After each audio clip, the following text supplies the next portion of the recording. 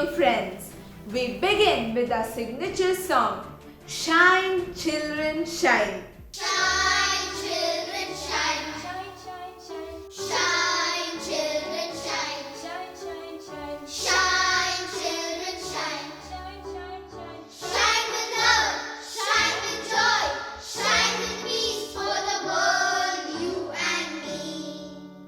Shine as you speak. Shine, shine, shine. Shine as you sing. Shine, shine, shine. Shine as you act. Shine, shine, shine. Shine with love, shine with joy, shine with peace for the world, you and me. Welcome to the 5th episode of Shine, Children, Shine. Today, we have an interesting list of performers who will mesmerize you with their enticing performances. We begin with Raskina, who will tell you about the woes of a watchman. I'm a watchman of the 20-story building. They pay me only 6,000. My responsibility is big, but my salary is only 6,000. That amount is hardly enough for me, my ailing mother, my wife, and 2 children. My duties and responsibilities are 24/7, but my salary is only 6,000. I have to keep watch over people coming in and going out, keep a record, note the time, and for all that I do day in and day out, I get just 6,000. I can't take leave or even fall sick or rest for a while because I have to take care of the 605 people living here. Who do I complain to? Who will feel for my helpless situation? Without me or my work, you would be very unsafe. My children are often hungry. The one room that we stay in is too small for the 5 of us. My salary has remained at 6,000 even though I've worked here for 7 years. Please sir, please madam, please pay me a little more. For me and my family, I will be ever grateful. I will work for you very well. I will protect you. Please, I need your help. I need your support. Bless me with a little more. I plead in my need.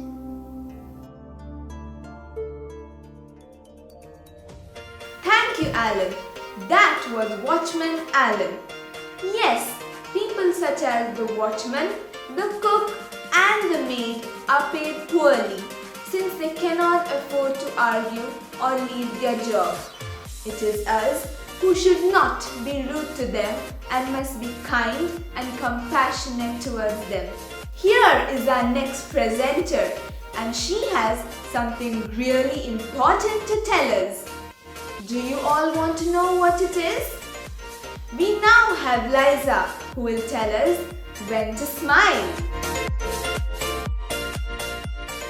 Smile, a UXL composition.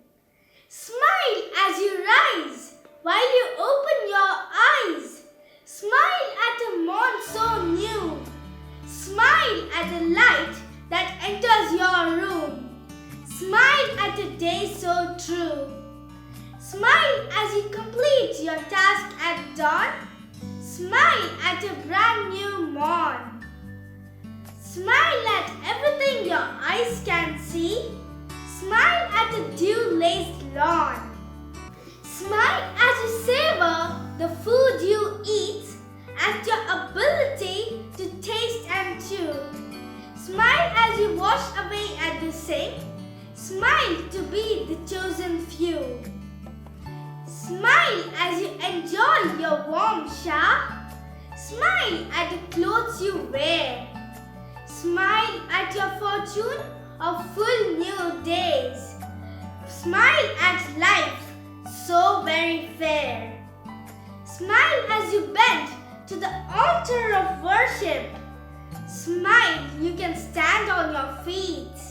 Smile, you can walk to the place of work. Smile at your desk and your seat. How many have the fortune you enjoy? How many can even smile? How many realize they too can work like you? So smile at your skill, at the choice you have made. Smile all through the day if you can. Only then you will see how blessed you are at the race you ran. Thank you. Thank you, Liza. We all indeed must start smiling more often. Smiling is really beneficial to us. It helps to improve our health, get rid of our stress, and also increases our happiness quotient. There is nothing quite like music to brighten up the mood. Let us lighten our day with a group song. We now have a group song titled "It is One Big World After All." Come, let us all sing along. It's a one big world, yes, a one big world. One big world for all. Black or brown, light or white. It's a one big world for all. Whatever be your age, whatever be your state, you say hello to all. Whatever be your status, whatever be your standing, it's a one big world for all. It's a one big world, yes, it's a one big world. One big world for all. Black or brown, light or white, it's a one big world for all. Whatever be your country, whatever be your creed, be kind, be kind to all. Whatever be your learning, wealth or understanding, it's a one big world for all. It's a one big world, yes, it's a one big world. It's a one big world for all.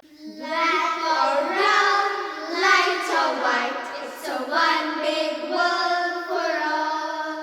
It's a one big world for all. Thank you. Thank you, friends. That indeed was a wonderful song. Wasn't that an apt song for world unity? Come, let us all unite our hearts for world peace and brotherhood. Lisa Raskina is here to thank God for lovely rain. I thank you, God, for the rain, a UXL composition. I thank you, Lord, for the rain that comes in torrents down my window pane. I thank you, Lord, for the cleanup, every drain down my lane. You rain on all, the good and sad.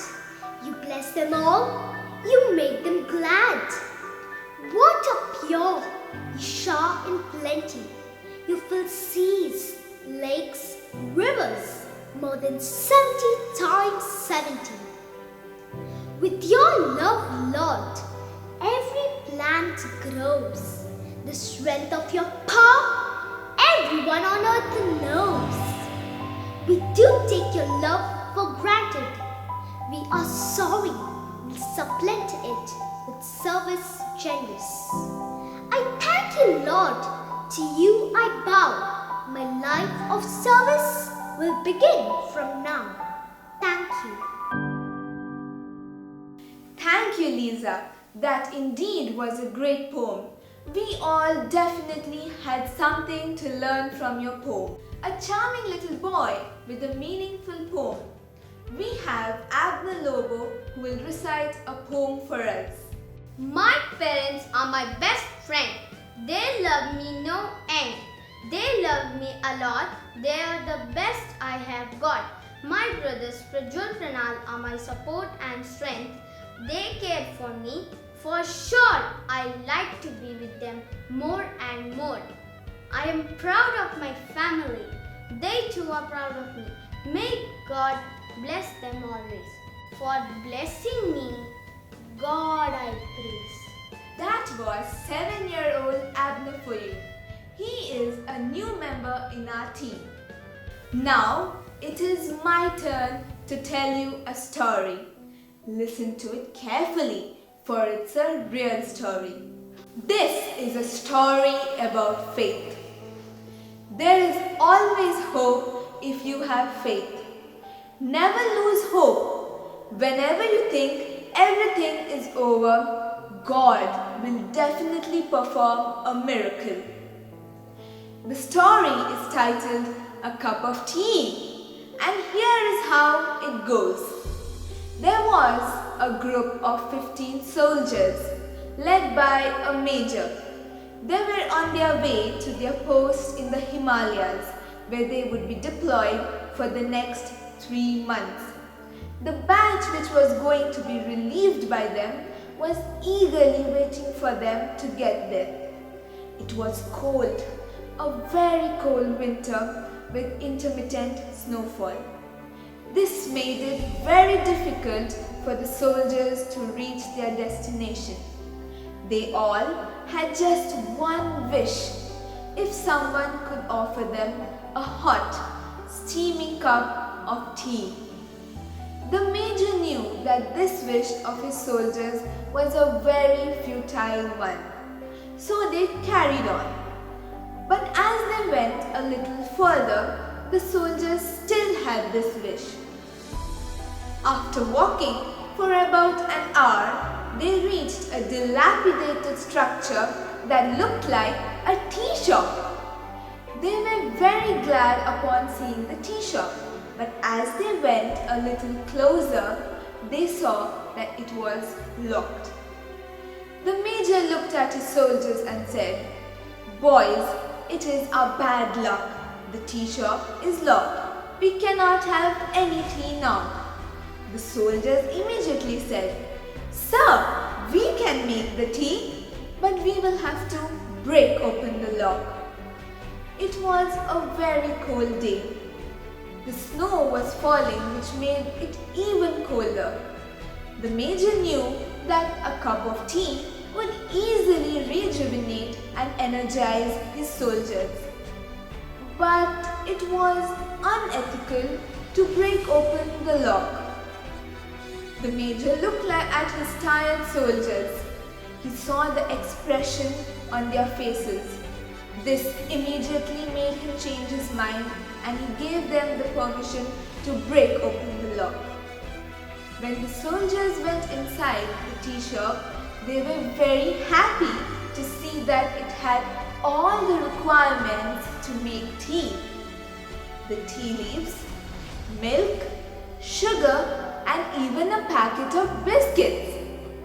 The soldiers happily made the tea and drank it. They all had 2 cups each, along with the biscuits. On the other hand, the major was feeling a bit guilty about this. They had broken open the lock, gone inside, made tea, all without the permission of the actual owner. So he took out a few 1,000-rupee notes from his wallet and kept it under the sugar pot, so that whenever the owner returned, his eyes would immediately fall on the sugar pot and he would notice the notes. Relieved from his guilt, the major and the soldiers moved on their journey. 3 months later, they were replaced by another batch of soldiers. They now had to walk back on the same route. They came across the same tea shop. This time they found that it was open. The owner, who was an old man, was sitting inside. They stopped by to have a cup of tea each. They began to speak to the owner, who had a very strong faith in God. One soldier asked the owner, "Baba, if you have such a strong faith in God, why then has He kept you in such poverty?" To this, the shopkeeper replied, "Yes, Sahib, my faith in God is real. God indeed exists, and I even have proof." "What proof do you have, Baba?" asked the soldier. Well, Sahib, he began. 3 months ago, I was going through a miserable time in my life. My only son was beaten up black and blue by the terrorists. He was left to die. I immediately rushed him to the hospital but did not have any money to pay for his bills or even buy his medicines. There was no hope, Sahib, absolutely no hope. That day, when I returned to my shop, I saw that the lock was broken. I feared that I had been robbed of even the little money that I owned. But to my surprise, when I entered my shop, I found a few 1,000-rupee notes kept under the sugar pot. You don't know, Sahib, what those notes meant to me that day. They have saved my son's life. The faith of God in the eyes of the old man was unflinching. The soldier looked at his major, whose eyes commanded him to keep quiet. The major himself then stood up and hugged the old man. He said, "Yes, Baba, God indeed was there at that time. He only has saved your son. God exists." They thanked the old man for his wonderful tea and carried on their journey. Friends, this story has a wonderful message to tell us. We must always walk on the path of truth, love, and compassion. Whenever we do so, we become the messenger of God. It is the need of the hour that we should be the messenger of God to someone. Whenever we can, we must try to help the needy. Through this story, I want to encourage you, my dear friends, to walk on the path of truth, love, and compassion. Be the messenger of God to anyone in need. Thank you. I hope you all definitely enjoyed my story. Let us all learn something more about the English language. It is really interesting to learn the pronunciation of words with the right stress at the right places. Here we have Liza, who will teach us how to pronounce words correctly. When you pronounce words ending in IC or ICAN, the stress or accent is on the syllable before it.